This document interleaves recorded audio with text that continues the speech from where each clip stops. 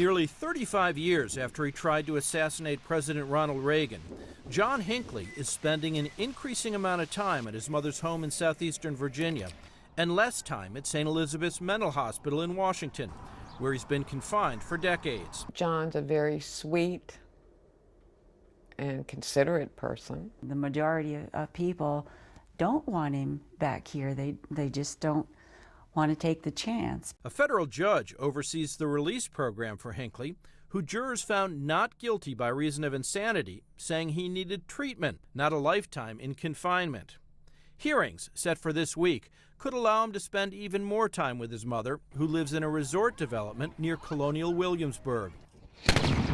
Someday, he could live there permanently. This is worrisome. I don't think they should fear him because I don't think,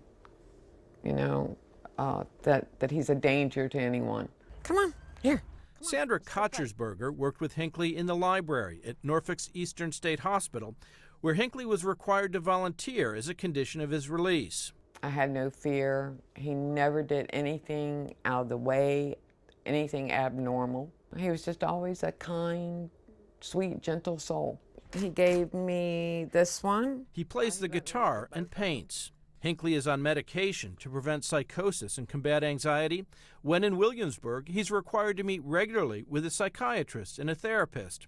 He has a driver's license with limited privileges to drive unaccompanied, but he must carry a GPS-enabled cell phone during all unsupervised activities. There hasn't been any issues. Michael HIPPLE is the chairman of the local board of supervisors.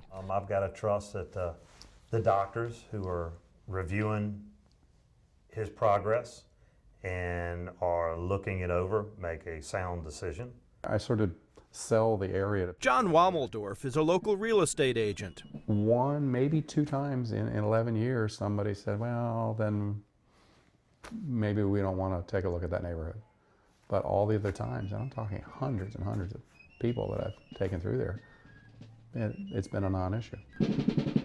But Hinckley's future in Williamsburg has been an issue for Joe and Carol Mann.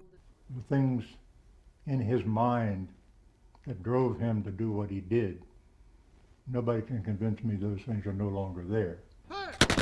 Doctors have testified that his psychosis and major depression have long been in remission, and his attorney argues he's no longer a threat.